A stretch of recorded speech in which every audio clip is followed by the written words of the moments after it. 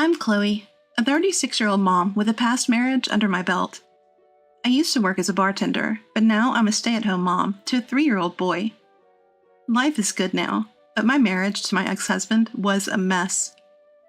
The mess was largely because of my ex-husband, but there was actually another reason.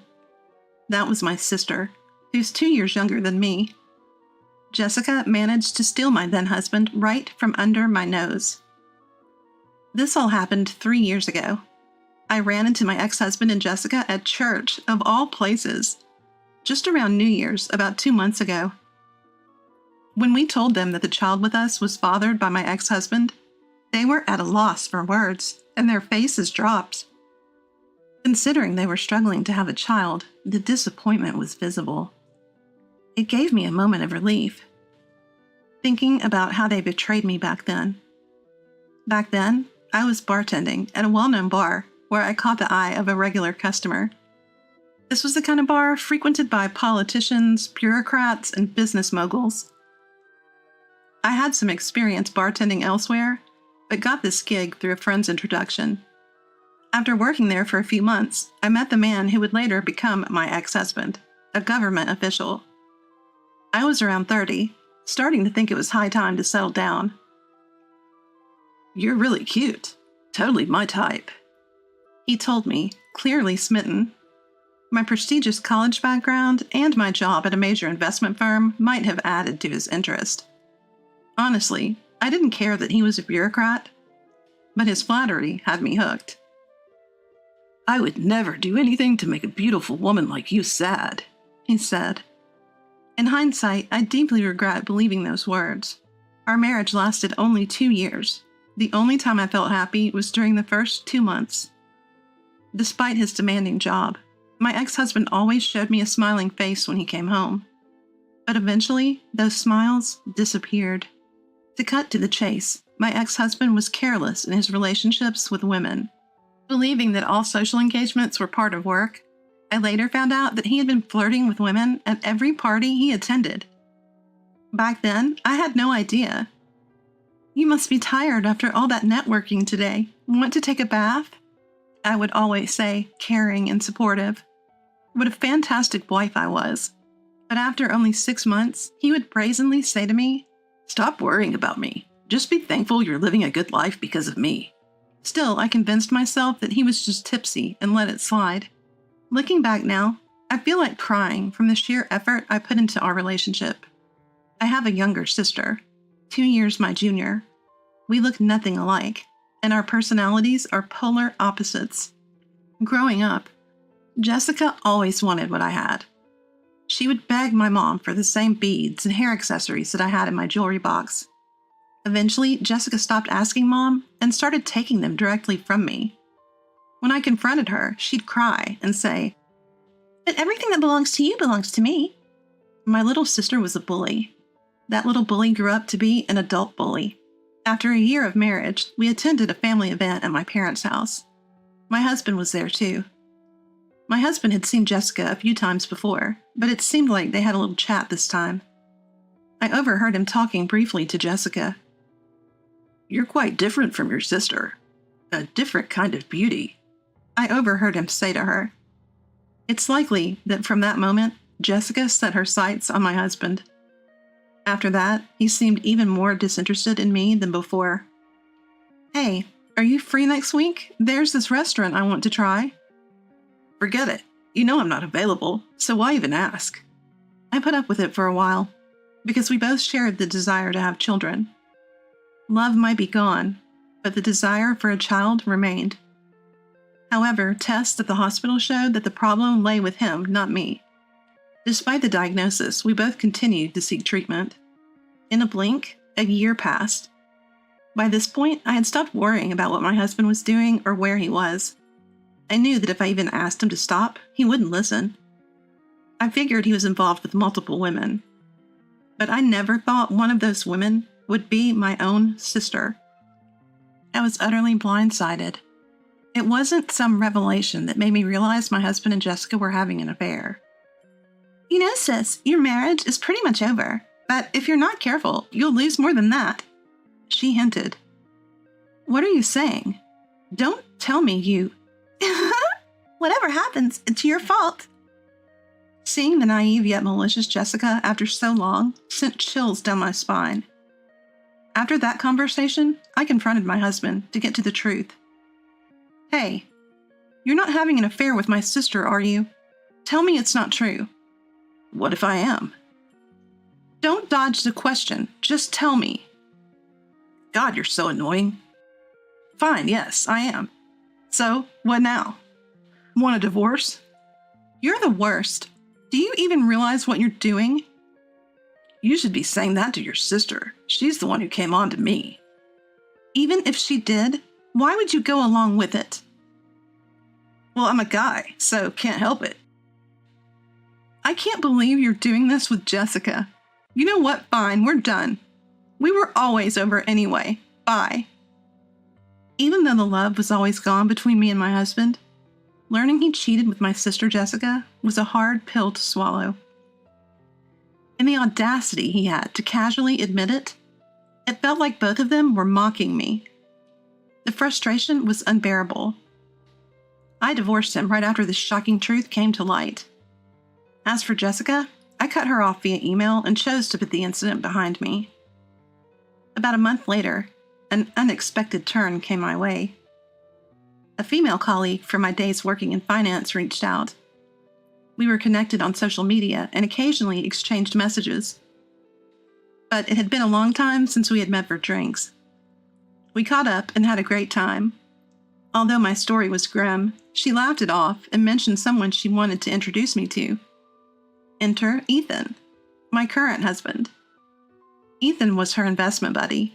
He was just an average office worker, but had a knack for investing, managing a significant portfolio.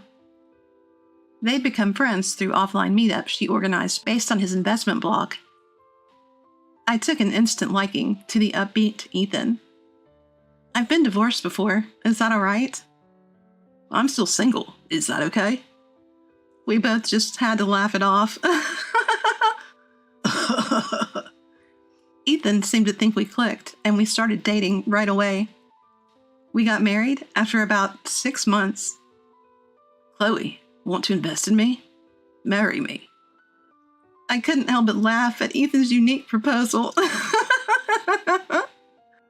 I believed his proposal was one where I could see us being happy together for the rest of our lives.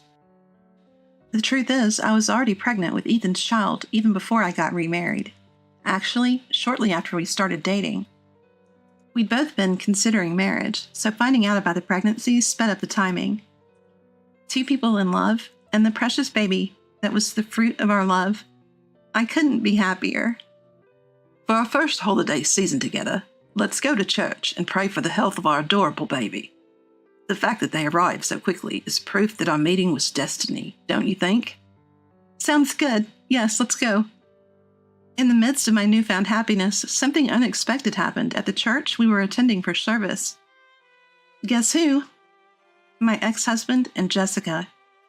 Seeing them together for the first time in over a year, they really seemed like a married couple. I had already told Ethan all the miserable details about these two. Hey, I'm going to talk to them. Is that okay? I don't mind. You sure you're okay with it? Yeah, I'm fine. Look, I'll explain later. But can you play along that this baby is my ex's child? As my ex-husband and Jessica approached us, we pretended not to notice and went up to them. Wow, what a coincidence. It's been ages, sis.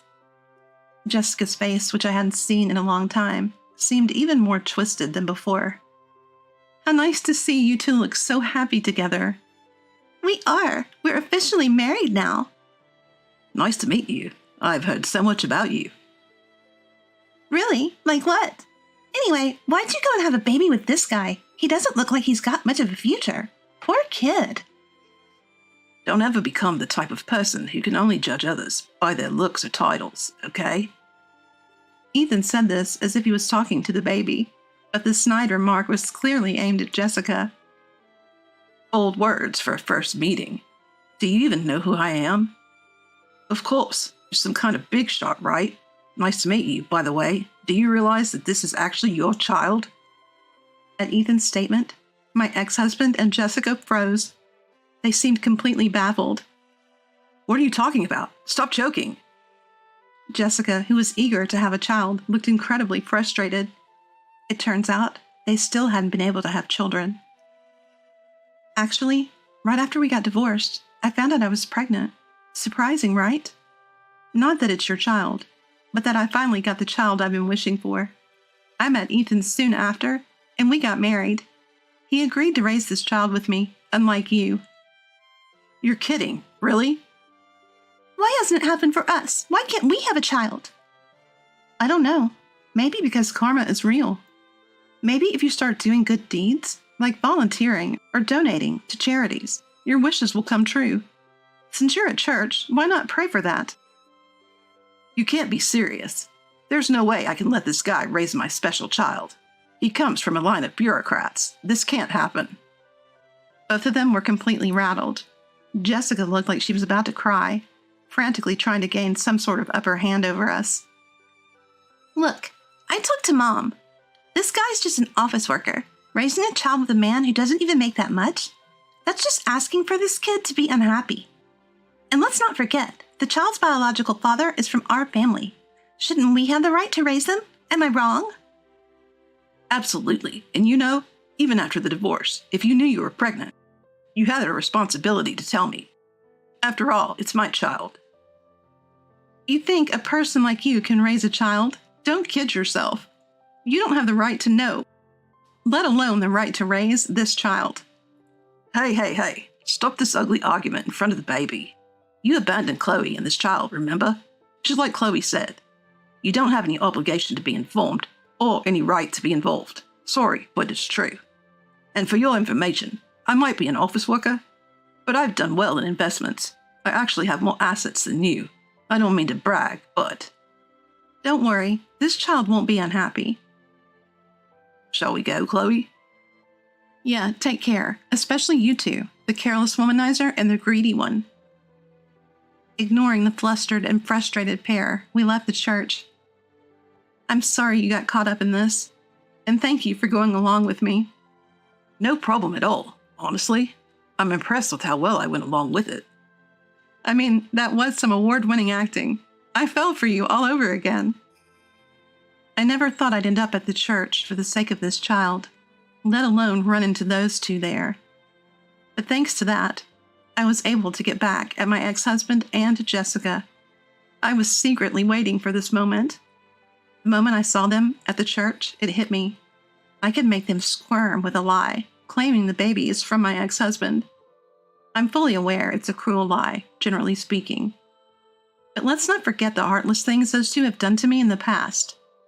No regrets. It was a necessary lie to maintain my sanity going forward. Mom, you don't have to tell Jessica about me, okay? You know the situation, right? Oops, my bad, but what happened to that girl? Don't worry about it. Sorry for all the worry I've caused you. That's what I wanted to say. It's okay, as long as you're healthy and happy. You're getting along with your current partner, right? Absolutely. I'm scared of how happy I am, actually. Having daughters who've swapped the same man as their husband would have been a big worry for Mom. I was always concerned about how this could be a strain on her heart. And the fact she's living alone in the family home since my dad passed away, that's another concern for me. When I mentioned this to Ethan, he was the one who suggested we should move in with Mom. Are you sure? I really like your mom, Chloe. She's a fun person. Living with her would be like having two Chloes around. It'll be fun. Wow. Should I take that as a compliment? It made me realize how understanding he is. Plus, Mom would be thrilled to see her grandchild every day, and we'd have an extra pair of hands to help with the kid. I can't thank you enough, Ethan. So, you love me even more now? Let me think about that. What do you mean, let me think? The peak of happiness is still ongoing.